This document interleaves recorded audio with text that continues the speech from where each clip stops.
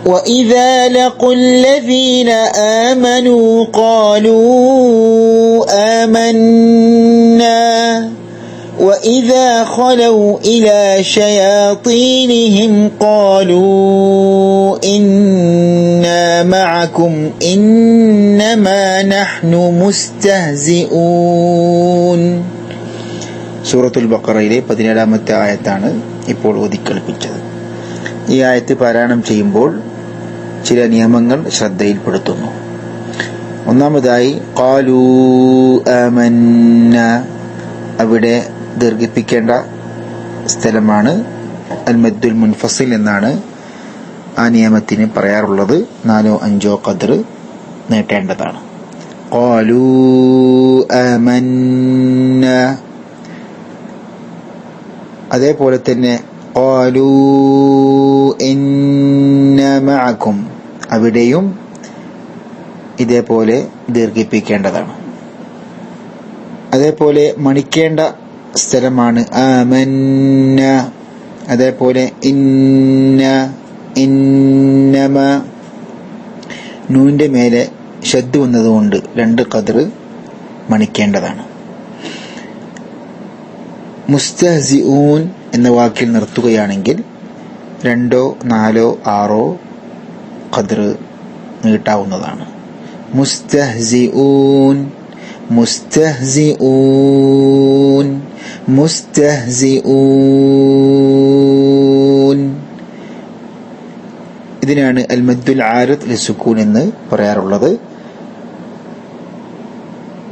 അൽ മദ്ദുൽ ആരിദിൽ നിർത്തുമ്പോൾ ശ്രദ്ധിക്കേണ്ടത് 2 ഖദറാണെങ്കിൽ നിർത്തുകയാണെങ്കിൽ മറ്റുള്ള ആയത്തുകളിലും അത് പാലിക്കണമെന്ന് പ്രത്യേകം ഉണർത്തുന്നു.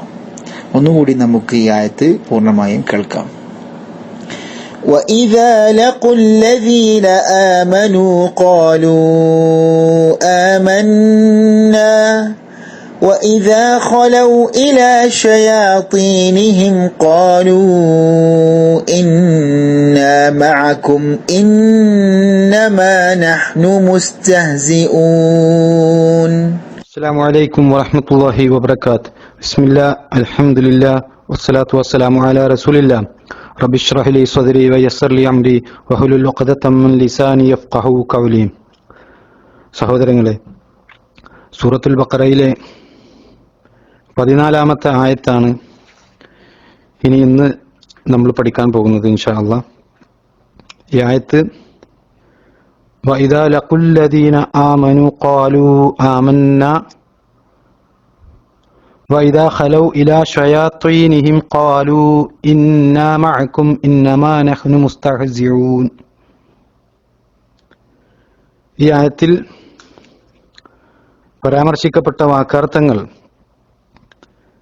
വഇദാ ലഖൂ, അവർ കണ്ടുമുട്ടിയാൽ, അല്ലദീന ആമനു, വിശ്വസിച്ചവരെ, ഖാലു, അവർ പറയും, ആമന്ന, ഞങ്ങൾ വിശ്വസിച്ചിരിക്കുന്നു, വഇദാ ഖലൗ, അവർ ഒഴിവായാൽ അല്ലെങ്കിൽ അവർ തനിച്ചാൽ, ഇലാ ശയാത്തീനിഹിം, അവരുടെ പിശാചുകളിലേക്ക്, ഖാലു, അവർ പറയും, ഇന്ന, നിശ്ചയമായും ഞങ്ങൾ, മഅക്കും, നിങ്ങളുടെ കൂടെയാണ്, ഇന്നമാ നഹ്നു, നിശ്ചയമായും ഞങ്ങൾ മാത്രമാകുന്നു, മുസ്തഹ്സിഊൻ, പരിഹസിക്കുന്നവർ.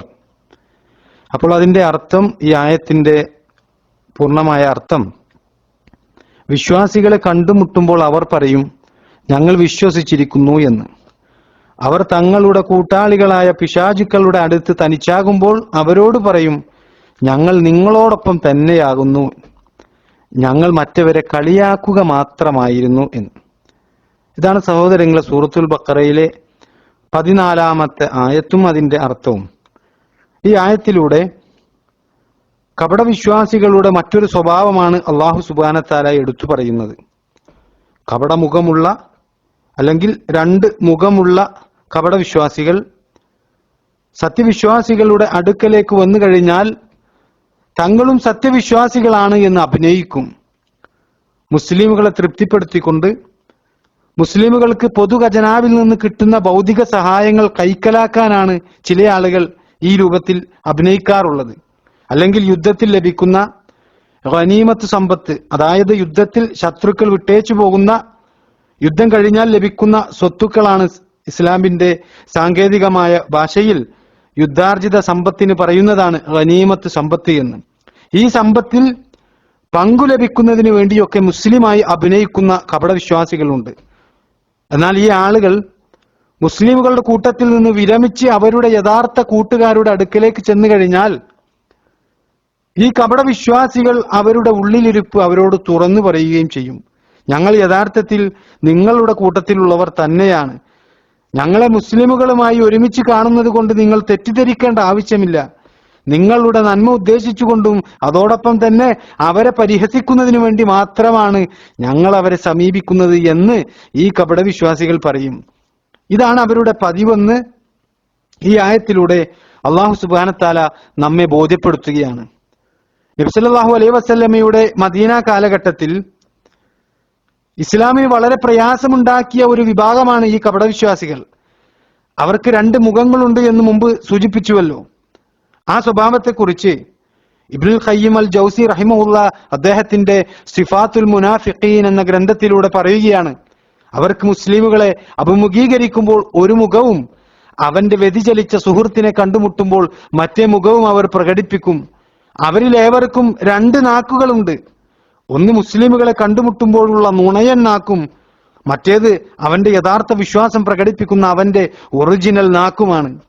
സഹോദരങ്ങളെ, വിശ്വാസികളെ കണ്ടുമുട്ടുമ്പോൾ അവർ ഒരു കാര്യം പറയുന്നതും അവരുടെ കൂട്ടാളികളായ പിശാചുകളെ കാണുമ്പോൾ അവരോട് മറ്റൊന്ന് പറയുന്നതും ഈ കപടവിശ്വാസികളുടെ ഹീനമായ നുണകൾക്കുള്ള ഉദാഹരണമാണ്. ഇവിടെ ഈ ആയത്തിൽ പറഞ്ഞ വൈദാ ഖലൗ ഇലാ ശയാത്വീനിഹിം, അവർ തങ്ങളുടെ കൂട്ടാളികളായ പിശാചുക്കളുടെ അടുത്ത് തനിച്ചാകുമ്പോൾ എന്ന ആ ആയത്തിലെ ശയാത്തീനിഹിം, അവരുടെ പിശാചുക്കൾ എന്ന് പറഞ്ഞത് ഇസ്ലാമിന്റെ പ്രത്യക്ഷ ശത്രുക്കളായ യഹൂദികളിലും അതുപോലെ തന്നെ ഷിർക്കിന്റെ നേതാക്കളിലുമുള്ള ഈ കപടവിശ്വാസികളുടെ സുഹൃത്തുക്കളാണ് എന്ന് മുഫസ്സിറുകൾ വിശദീകരിച്ചത് നമുക്ക് കാണാൻ കഴിയും. ഭൗതികമായ നേട്ടങ്ങൾക്ക് വേണ്ടി അവരുടെ ഹൃദയത്തിലില്ലാത്തത് ഈ കപടന്മാർ അവരുടെ നാക്കുകൊണ്ട് പറയാൻ യാതൊരു മടിയും പ്രകടിപ്പിക്കില്ല എന്നത് വ്യക്തമാക്കുകയാണ് അള്ളാഹു സുബ്ഹാനഹു വ തആല ഈ ആയത്തിലൂടെ ചെയ്യുന്നത്. എന്നാൽ സഹോദരങ്ങളെ, അവരെ കുറിച്ച് അള്ളാഹു പറയുന്നത് എന്താണെന്നോ, യസ്തഖ്ഫൂന മിനന്നാസി വലാ യസ്തഖ്ഫൂന മിനല്ലാഹ്, അവർ ജനങ്ങളിൽ നിന്ന് കാര്യങ്ങൾ ഒളിച്ചു വെക്കുന്നു, എന്നാൽ അള്ളാഹുവിൽ നിന്ന് ഒന്നും ഒളിച്ചു വെക്കുവാൻ അവർക്ക് കഴിയുകയില്ല എന്ന് സൂറത്ത് നിസായിലെ 108-ാമത്തെ ആയത്തിൽ അള്ളാഹു സുബ്ഹാനഹു വ തആല കപടവിശ്വാസികളെ കുറിച്ച് പറയുന്നുണ്ട്. നബി സല്ലല്ലാഹു അലൈഹി വസല്ലമയുടെ കാലത്ത് മദീനയിൽ നടന്ന ഒരു സംഭവം ഇതോടൊപ്പം മനസ്സിലാക്കി കഴിഞ്ഞാൽ അള്ളാഹു എടുത്തു പറഞ്ഞ കപട സ്വഭാവം എത്രമാത്രം ഗുരുതരമായതാണ് എന്ന് നമുക്ക് ബോധ്യപ്പെടും. എന്താണ് ആ ചരിത്രം? ഒരിക്കൽ നബി സല്ലല്ലാഹു അലൈഹി വസല്ലമയുടെ ഒരു സ്വഹാബിയായ റിഫായത്ത് റളിയല്ലാഹു അൻഹുവിന്റെ ഒരു പടയങ്കി കളവ് പോവുകയാണ്. തഅമത്ത് എന്നു പേരുള്ള ഒരു കപടവിശ്വാസിയായ വ്യക്തിയായിരുന്നു അത് എടുത്തത്. അയാൾ അൻസാരികളിലെ ബനൂ വഫർ ഗോത്രത്തിൽപ്പെട്ട ഒരു വ്യക്തിയാണ്. ഈ മോഷണം നടത്തിയിട്ടുള്ളത് തഅമത്താണ് എന്ന് സംശയിച്ച പടയങ്കിയുടെ ഉടമ ഇക്കാര്യം നബി സല്ലല്ലാഹു അലൈഹി വസല്ലമയെ അറിയിച്ചു. എന്നാൽ നബി സല്ലല്ലാഹു അലൈഹി വസല്ലമയെ ഇക്കാര്യം അറിയിച്ചിട്ടുണ്ട് എന്ന് മനസ്സിലാക്കിയ തഅമത്ത് ഉടനെ തന്നെ ആ പടയങ്കി സയ്യിദ് ബിൻ സമീൻ എന്നു പേരുള്ള ഒരു ജൂതന്റെ വീട്ടിൽ ആരും കാണാതെ കൊണ്ടുപോയി ഒളിപ്പിച്ചു വെക്കുകയാണ്. പിന്നീട് ആ പടയങ്കി ആ ജൂതന്റെ വീട്ടിൽ നിന്ന് ലഭിക്കുകയും പ്രത്യക്ഷത്തിൽ ആ ജൂതൻ ഒരു മോഷ്ടാവായി ഗണിക്കുകയും എന്നിട്ടോ യഥാർത്ഥ കുറ്റവാളി അവിടെ രക്ഷപ്പെടുകയുമാണ്. താൻ നിരപരാധിയാണ് എന്ന് ആ ജൂതൻ നബി സല്ലല്ലാഹു അലൈഹി വസല്ലമയെയും അതുപോലെ തന്നെ തനിക്ക് പരിചയമുള്ള മറ്റു സ്വഹാബികളെയും ഒക്കെ അറിയിക്കുകയും അങ്ങനെ അതുവഴി തന്റെ നിരപരാധിത്വം തെളിയിക്കുവാൻ വേണ്ടിയിട്ട് ആ ജൂതൻ പരിശ്രമിച്ചു നോക്കി. പക്ഷേ പ്രത്യക്ഷത്തിൽ തെളിവ് ആ ജൂതന് പ്രതികൂലമായ സാഹചര്യമാണ് ഉണ്ടാക്കിയിട്ടുള്ളത്. ആ ജൂതൻ ശിക്ഷിക്കപ്പെടും എന്ന ഘട്ടത്തിലേക്ക് കാര്യങ്ങൾ എത്തുകയാണ്. ആ സമയത്താണ് സഹോദരങ്ങളെ അള്ളാഹുവിൽ നിന്നുള്ള വഹീ വരുന്നത്. ജൂതന്റെ നിരപരാധിത്വം തെളിയിക്കപ്പെടുകയാണ്. സൂറത്ത് നിസായിലെ 105 മുതലുള്ള ആയത്തുകൾ പരിശോധിച്ചു കഴിഞ്ഞാൽ ഇത് സംബന്ധമായ വിഷയങ്ങൾ നമുക്ക് പരിശുദ്ധ ഖുർആനിൽ കാണാൻ കഴിയും. എന്നാൽ സഹോദരങ്ങളെ, എന്താണ് ആ കപടവിശ്വാസിയായ യഥാർത്ഥ മോഷ്ടാവ് ആ സമയത്ത് ചെയ്തത്? അവിടെ ആ ജൂതനെ കുറ്റവാളിയാക്കുവാൻ വേണ്ടിയിട്ട് പരിശ്രമിച്ച ആ കപടവിശ്വാസി അള്ളാഹു സുബ്ഹാനഹു തആലയുടെ വഹയ്യ് ലഭിച്ചതിന് ശേഷം പരിശുദ്ധ ഖുർആനിലെ ഏതാനും ആയത്തുകൾ ആ ജൂതന്റെ നിരപരാധിത്വം തെളിയിച്ചതിന് ശേഷം ഇവിടെ യഥാർത്ഥ മോഷ്ടാവ് താനാണ് എന്ന് മനസ്സിലാക്കി കഴിഞ്ഞ ആ സമയത്ത് അയാളുടെ തനിനിറം പ്രകടിപ്പിക്കുകയാണ്. അയാളുമായി ബന്ധപ്പെട്ട ആയത്തുകൾ അള്ളാഹുവിൽ നിന്ന് അവതരിച്ച ഉടനെ തന്നെ മുസ്ലിമുകളുമായുള്ള ബന്ധം ഉപേക്ഷിക്കുകയും എന്നിട്ട് ഇസ്ലാമിന്റെ ശത്രുക്കളായിരുന്ന മുശ്രിക്കുകളുടെ കൂട്ടത്തിലേക്ക് ചേരുകയുമാണ് അദ്ദേഹം ചെയ്തത്. അള്ളാഹു പറഞ്ഞതുപോലെ അവർ തങ്ങളുടെ കൂട്ടാളികളായ പിശാചുക്കളുടെ അടുക്കലേക്ക് ചേരുകയാണ് ചെയ്തത്. നിങ്ങൾ ചിന്തിച്ചു നോക്കൂ സഹോദരങ്ങളെ, ആ മോഷ്ടാവായ കപടവിശ്വാസിയെ സംബന്ധിച്ചിടത്തോളം അയാളുടെ കളവിന്റെ യഥാർത്ഥ രൂപം വെളിപ്പെടുത്തുവാനുള്ള തെളിവുകൾ ഇല്ലാതിരിക്കുകയും അതിന് എതിരായ തെളിവുകൾ ഉണ്ടാക്കിയെടുക്കുകയും ചെയ്തിട്ട് ആ മോഷ്ടാവിന് മാത്രം അറിയാവുന്ന രഹസ്യങ്ങൾ നബി സല്ലല്ലാഹു അലൈഹി വസല്ലമക്ക് വഹ്യ് ലഭിക്കുകയും അയാളുടെ കള്ളത്തരങ്ങൾ പുറത്തു കൊണ്ടുവരികയും ചെയ്തിട്ട് അവിടെ ഒന്ന് ചിന്തിച്ചു നോക്കുവാൻ വേണ്ടിയിട്ട് ആ കപടവിശ്വാസി തയ്യാറായില്ല. അത് ചിന്തിച്ചു കഴിഞ്ഞാൽ ഈ വഹ്യ് അള്ളാഹുവിൽ നിന്ന് വരുന്നതാണ് എന്നും ഖുർആനിന്റെ സത്യത ബോധ്യപ്പെടുവാനും പ്രവാചകൻ സല്ലല്ലാഹു അലൈഹി വസല്ലമയെ കുറിച്ച് അള്ളാഹുവിന്റെ പ്രവാചകനാണ് എന്നുള്ള വിഷയത്തിൽ ഒരു യഖീൻ ലഭിക്കേണ്ട ഒരു സന്ദർഭത്തിൽ അയാൾ ഒന്ന് ചിന്തിക്കുവാനോ ഒന്ന് പശ്ചാത്തപിക്കുവാനോ അയാൾ തയ്യാറായില്ല എന്നാണ്. അതാണ് സഹോദരങ്ങളെ, ഹൃദയത്തിൽ രോഗം ബാധിച്ച കപടവിശ്വാസികൾക്ക് ഈ പരിശുദ്ധ ഖുർആൻ സൂക്തങ്ങൾ അവരുടെ ഹൃദയത്തിലുള്ള രോഗം വർദ്ധിപ്പിക്കുക മാത്രമാണ് ചെയ്യുക എന്ന് പരിശുദ്ധ ഖുർആൻ മുമ്പ് വിശദീകരിച്ച ആയത്തിലൂടെ നമ്മൾ ഈ കാര്യം ചർച്ച ചെയ്തത് നിങ്ങൾ ഓർക്കുന്നുണ്ടാകും. ഇതാണ് സഹോദരങ്ങളെ കപടവിശ്വാസികളുടെ ഹൃദയം എന്നുള്ളത് നമ്മൾ മനസ്സിലാക്കണം. നമ്മളെ സംബന്ധിച്ചിടത്തോളം നമ്മൾ ആ രൂപത്തിലുള്ള ആളുകളാകാൻ പാടുള്ളതല്ല. അള്ളാഹുവിന്റെ സൂക്തങ്ങൾ നമുക്ക് ലഭിച്ചു കഴിഞ്ഞാൽ അതിനെക്കുറിച്ച് ചിന്തിക്കുവാനും അള്ളാഹുവിലേക്ക് മടങ്ങുവാനുമുള്ള ഒരു ഹൃദയമായിരിക്കണം നമ്മൾ തയ്യാറാക്കി വെക്കേണ്ടത് എന്നുള്ളത് കൃത്യമായി കൊണ്ട് ഈ ആയത്തുകൾ നമ്മെ പഠിപ്പിക്കുന്നുണ്ട് എന്ന് നമ്മൾ മനസ്സിലാക്കുക. ഇനി സഹോദരങ്ങളെ, ഞങ്ങൾ അവരെ കളിയാക്കുക മാത്രമായിരുന്നു എന്ന് കപടവിശ്വാസികൾ പറഞ്ഞ ആ അവരുടെ സ്വഭാവം കൂടി നമ്മൾ മനസ്സിലാക്കേണ്ടതുണ്ട്. അത് ഇൻഷാ അല്ലാഹ് അടുത്ത ആയത്ത് ചർച്ച ചെയ്യുമ്പോൾ നമുക്ക് അക്കാര്യം അവിടെ വെച്ചുകൊണ്ട് പഠിക്കാം ഇൻഷാ അല്ലാഹ്. അള്ളാഹു അനുഗ്രഹിക്കുമാറാകട്ടെ.